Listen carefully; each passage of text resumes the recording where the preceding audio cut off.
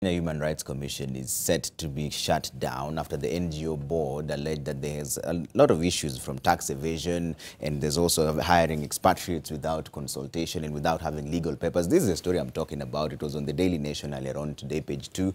NGOs board delists human rights lobby. Kegoro says commission is used to such attacks by the agency. That's exactly what he also told me earlier on yesterday when we had an interview, and they said at that particular point they had not even received the notification. They only saw that in the media. But part of what Fazul, who's the chair, is quoting is that the organization has failed and declined or refused to pay statutory authority amounting to 100 million shillings as provided for under Schedule 10 of the income tax. Of course, they're denying all that, but they're going to hold a press conference right now. In fact, following that story is Ken Mijungu, and he's joining us live from there. Ken, what do we expect?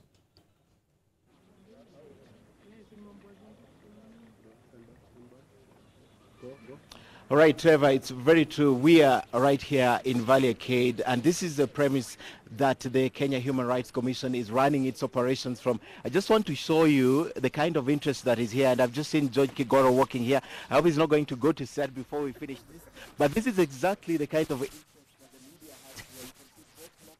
And international media, they're all here waiting for this press conference, and this stems from the letter that was written yesterday from the NGO Coordination Board, and there are several questions that we're seeking answers for this morning, and the fact that they were deregistered, they disputed that, and by yesterday, they told us they had not received official letters from the NGO Coordination Board. However, they had received the emailed versions of the same. So some of the questions that were looking for answers this afternoon right here at their offices, if at all they have been unable to pay the taxes amounting to 100 million shillings, if they've been employing expatriates and their inability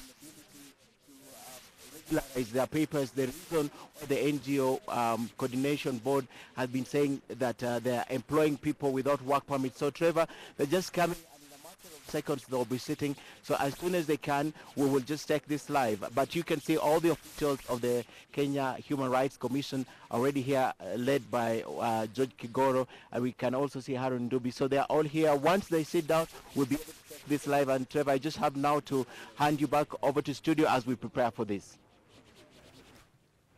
Thanks, Ken. We're going to catch up with Ken in just a bit. Like I mentioned, this is the story we're talking about, and George Kigoro is already there. That's the Kenya Human Rights Commission Executive Director. They're going to respond to these allegations. We expect them to give us a way forward, considering yesterday he actually mentioned that he was going to go to court, and he said that those are the attacks that they're used to, and there's a chance the court will definitely overturn those attacks. And there's also one of the other questions that came up is the timing, because also the NGO board has also delisted AFRICOG. AFRICOG is being blamed there for not filing, of course, not being registered officially as an NGO. That's what they're quoting. Of course, for the Kenya Human Rights Commission, it's about hiring expatriates without the legal paperwork, having outstanding balances and not filing taxes on time, and of course not explaining how and where 1.2 billion shillings was used and how it was spent. Kigoro was fighting back, saying that they've done this before several times, but they've not had any concrete evidence as to why they should be delisted. In fact, he mentioned that